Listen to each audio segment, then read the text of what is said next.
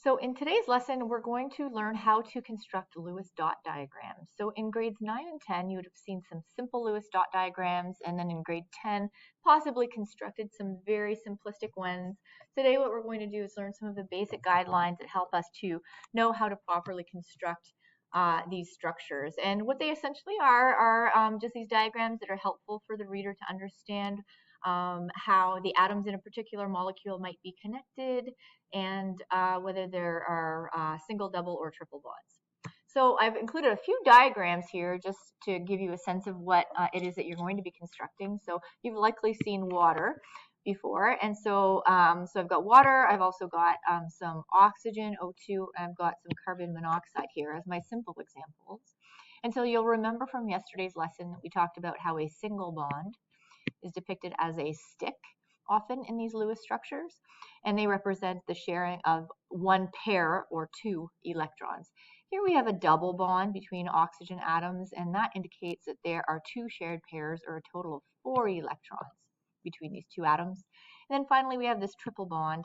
That triple bond is showing 3 shared pairs of electrons, or 6 electrons.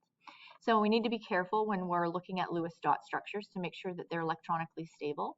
And so we do that by making sure that each atom has a full complement of electrons. And for most atoms, that is 8, okay, hence the octet rule. However, some atoms like hydrogen, helium are going to be happy with only 2 in that first energy level, 2 electrons, that is. So let's count some electrons. So if I'm looking to see if oxygen in water is satisfied or stable, then I'm going to count up its electrons. It's got 1, 2, 3, 4, and it's got 2, 4, 6, and then 8. So it is happy. The hydrogen again is happy with 2, so I've got 2 here in that bond, and same with this hydrogen. The next molecule is O2, right? O2, and so I've got, I'm going to focus in on this oxygen here. It's got 1, 2, 3, 4, 5, 6, 7, 8 electrons, and same for its counterpart here. So both of those atoms are stable. And then finally, let's look at our last molecule. We have carbon with 2, 4, 6, 8 electrons. So everybody's happy. Now, we need to understand also that we can start simple with some simple Lewis dot structures, but we can draw Lewis structures for a whole host of complex molecules, including glucose. So here I have an example of that, glucose written in its chain form as opposed to its ring structure. And you can see that, in some cases we have carbon double bonded to oxygen, in other cases single bonded, and so on and so forth. And so that's something that you'll likely see if you take grade 12 biology. All right, moving right along, let's get down to how we construct these and what rules we have to follow in order to do so. So I used the word rules in the last slide, but really they're guidelines. And I want you to think of them sort of like how we would have viewed balancing chemical equations in grade 10, which is that we can give you some good pointers, but really sometimes you need to kind of finagle a little bit to get a diagram to work. I find that, in grade 11, the structures that we typically give you are more or less straightforward. So let's look at some examples. So I'm going to do this stepwise. And I don't have my handy dandy screen, so I'm just going to kind of start by looking at the guidelines one by one, so it's not overwhelming. And then we'll take a look at it. So now the example that I want to use with you today is NO2. So the NO2 minus molecule, rather. And so the first guideline that I've indicated is that we're going to place the atom with the highest bonding capacity in the center. So what I mean by highest bonding capacity, that is the element in that compound here that has the greatest need for electrons. And so I know if I look on my periodic table that nitrogen has 5 valence electrons, it needs 3. And each oxygen atom has 6 valence electrons, so it needs 2. So I'm going to put my nitrogen in the center because it needs the most electrons. It has the highest bonding capacity. So I'm going to do that over here. So I'm going to put my nitrogen in the middle. And then for now, for this year, we're just going to put any other atoms sort of around that central atom in this first example. All right, so next I would do, and honestly, steps 1 and 2 are sort of interchangeable. We're going to add up the number of valence electrons that are available. we can't in our overall structure have any more or any fewer electrons than are actually able to be present, right? And so we need to get a sense of how many electrons are actually able to be in this molecule. And we do that by counting up only the valence electrons for each atom. So let's do that. So when I look at nitrogen, I know that I have nitrogen and it's 5 valence electrons. And in this structure, I only have 1 nitrogen, so it's going to contribute only those 5 electrons. So next, I'm going to look at oxygen. And so oxygen is contributing 6 electrons each, right? But I've got 2 of them. So overall, they're going to contribute 12 electrons. And I also need to pay attention to the fact that this is an ion. It's not a neutral molecule. It has a -1 charge. So that means there's 1 extra electron added into that structure that I need to consider. So when I add up, you know, my 6 times 2, 12, plus 5, 17 electrons, I'm going to add in an extra electron to account for that ionic charge in this particle. So that's giving me a total of 18 electrons overall. And that means that in my structure, I can only use and count a total of 18 electrons. Now, another good pointer is that if at the end of the day, when you're counting up the number of electrons that you have, if you have an odd number, you've done something wrong. So you need to go back and recount. All right, let's look at our next step. So the next step I would do is I would place a single pair of electrons between the atoms that are to be bonded.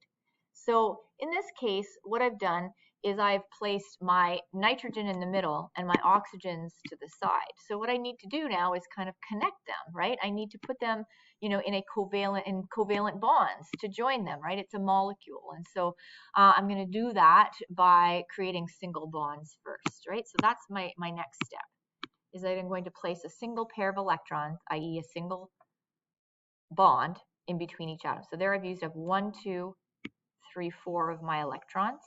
So I no longer have 18. I've used up 4, so I've got 14 electrons left that need to be used.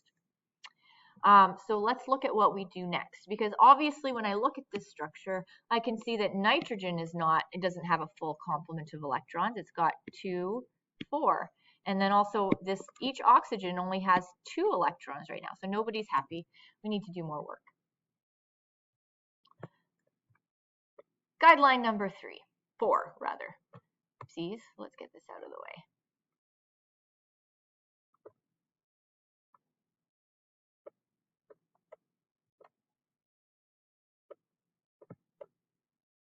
Okay, we've done that. So now what we're going to do next is we're going to place the remaining electrons in pairs, and those pairs have a special name. They're called lone pairs. Okay, lone pairs is the name that we give to any electrons that are not in a bond, in a covalent bond. So we're going to place any remaining electrons in lone pairs on all the atoms except for the central atom. So in other words, in our molecule, in our example, oxygen. So I'm going to go ahead and I'm going to place any remaining electrons on oxygen, just to the point where we have that full octet. So I've already used up 2 electrons between oxygen and nitrogen. So I'm going to go 3, 4, 5, 6, 7, 8. Now this oxygen is happy. 1, 2, 3, 4, 5, 6, and then 7, 8 in the bond. And so in total, I've used up 16 electrons out of my initial 18, which means that now I have 2 electrons left out of my 18 that are now unused, right? Because I just used an extra 12. So now, what is the next step here? So the final step that I want to take, and I'm going to kind of put these together, which is that, you know, obviously I look at this and I can see that my oxygens are satisfied, but nitrogen still is not really super happy right now. And so what I need to do is I need to add any remaining electrons to my central atom, and that's what I'm going to do next. Okay, so let me get rid of this.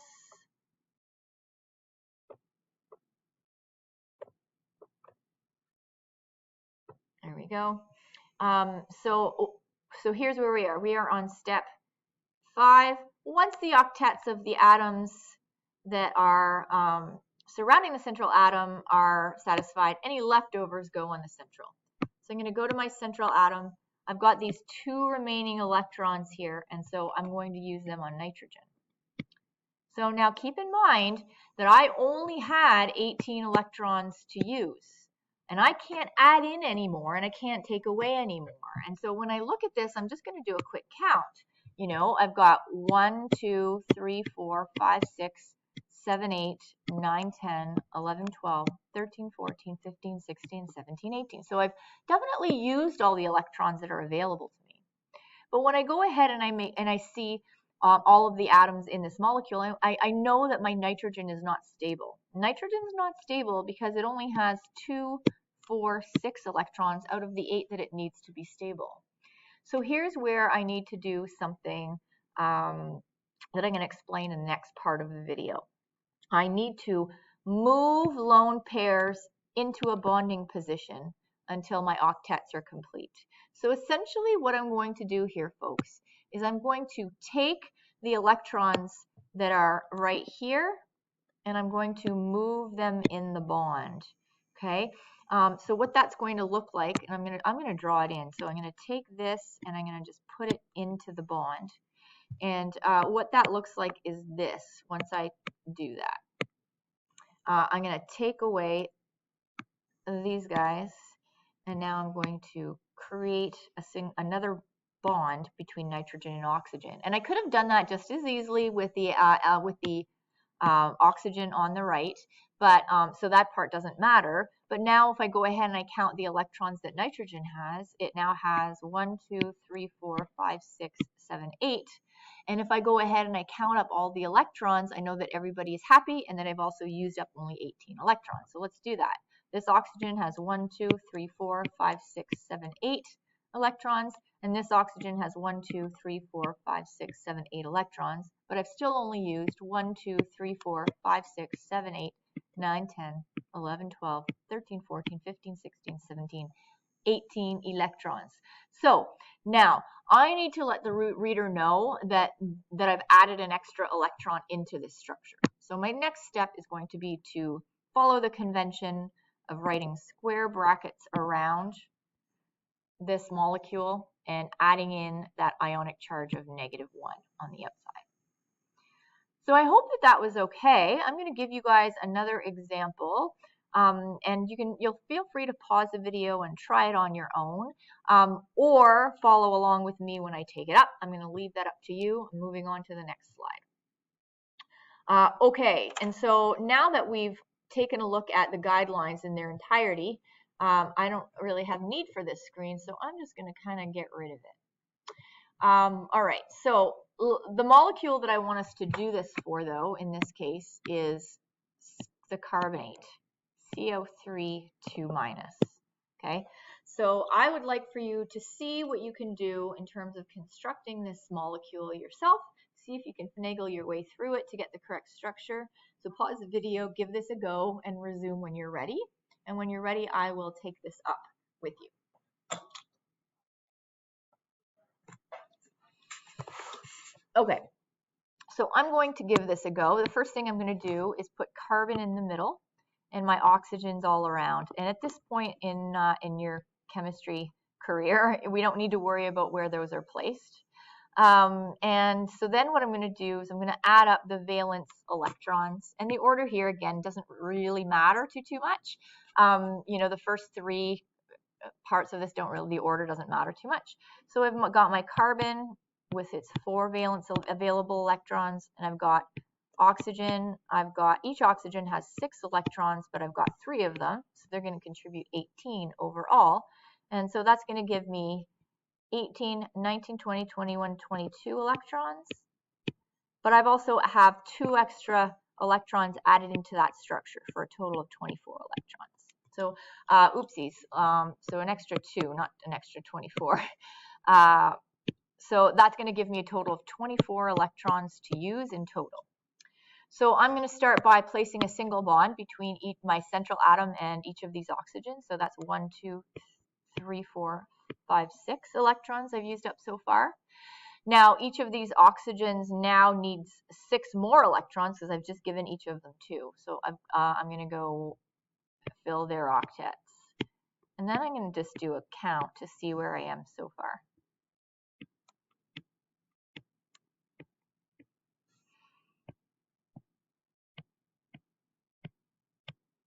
Okay, and so when I do my electron count, I've got each oxygen has 2, 4, 6,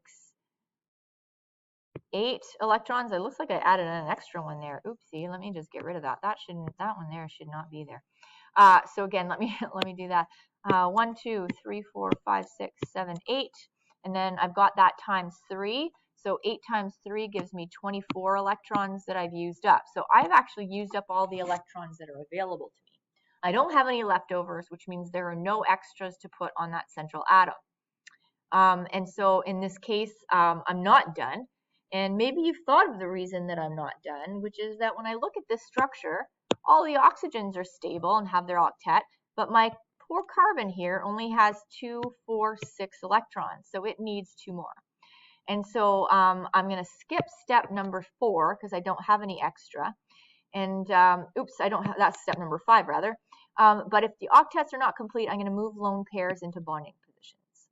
So given that carbon has 6 electrons and it only needs 2 more, I'm only going to pull in 1 lone pair from one of the oxygens into the bond. And I can choose any one of these oxygens, but I'm only going to do that once. So I'm going to just simply erase a lone pair and create another single bond, making a double bond. So lastly, I want to let the reader know that this is not a neutral molecule. This is an ion, and so I'm going to go 2- to indicate that. So there's my structure. So before I set you off on doing your Lewis structure worksheet, what I'm going to do is I'm going to go over one more concept with you, and that is the concept of coordinate covalent bonds. And what I'm going to do is I'm going to explain to you what's actually happening when we go ahead and we take a lone pair and we move them into the bond. So that's next. All right, so a coordinate covalent bond happens when we're in the situation where one of the atoms provides both of the electrons that eventually end up creating that coordinate covalent bond. So I'm going to use the example of CO2 to demonstrate this.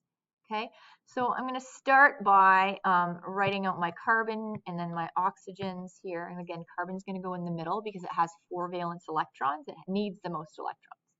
And now I'm going to count up all of the available valence electrons. So I've got carbon with its 4, and I've got my oxygen with its 6, but I've got 2 of them. So that's going to give me a total of 12 plus 4, which is a total of 16 electrons to use. And so I'm going to start by putting, I'm doing exactly what we did before, placing a single bond between the atoms which are to be bonded, filling the octets of the non-central atoms, and then doing a bit of a check. And so it looks to me like I've used up all 16 of my electrons, right? I've got 2, 4, 6, 8, 10, 12, 14, 16. And you can see very clearly that carbon only has 2, 4 electrons around it, so it doesn't have its full octet yet. We need to fix that, right? And so what we've done in the past is we've taken these electrons from one of the oxygens and moved it into the bond. I'm going to explain to you now why we can do this, right? So I want you to imagine, and this is an analogy, I want you to imagine in this case that carbon is going on a play date to oxygen's house. And oxygen has 2 toys, and carbon is arriving with no toys, right? So it's kind of like our oxygen, that has the 2 toys here, is going to give one of its toys to carbon. Okay, so we're going to take one of its toys, and we're going to give it to carbon. So now they both have a toy, and so now they can play together, right? And so now we have a shared pair. So let me explain that again. So again, we had oxygen with its 2 electrons that's going to give one of its electrons to carbon so that carbon has an electron. And then when we see that, this electron is that oxygen no longer has 2 of that in that lone pair, it only has 1. It's now given 1 to carbon, and now they are happily able to share. And what that ends up looking like is that creates that double bond that we see. Okay. Now, carbon is still not happy, and so what we're going to see here again is we're going to see another coordinate covalent bond form, which is again really what we've simplified by showing is this pair going into the bond is really just this oxygen giving one of its 2 electrons to carbon so that now they can kind of share and create that covalent bond. Okay, so sometimes one atom supplies both of the electrons that are shared in a covalent bond. In this case, our oxygen is donating one of its electrons in its lone pair to be able to make a bond with carbon, and that's happening twice. So in the end result, what do we have for carbon dioxide? We end up with a molecule that looks like this with 2 double bonds. Okay, so there it is, coordinate covalent bond. So you should be ready now to move on to our Lewis structure worksheet that I posted for you on Google Classroom, but also your supply teacher will be providing a hard copy of today in class. Also, make sure to check the answer key as you go along to just check your progress and touch base with me if you have any questions or points of that don't make sense to you. Now, I should mention one other thing, which is that we have to use some common sense along with our guidelines here, and so I'm going to talk about that. So for particularly common elements, I'm going to move on to the next screen here. Like for instance, I'm going to use chlorine, for instance. So chlorine in its ground state has, in its ground state, in its valence shell is going to have 7 valence electrons. So, common sense tells us that it only needs 1 extra electron. So because it only needs 1 extra electron, we're only ever going to see chlorine typically in single bonds. We're not going to see it typically want to form double bonds, because why would it need to? It only needs 1 more electron, right? So that's a common sense piece. It's not really written into the guidelines, but that we need to think about. Same with, say, for instance, oxygen, right? If we have oxygen has 6 valence electrons. And so, why am I drawing it with 7? Let's back up the truck here. There we go. So it can form a double bond, right? Let's say I had another oxygen here.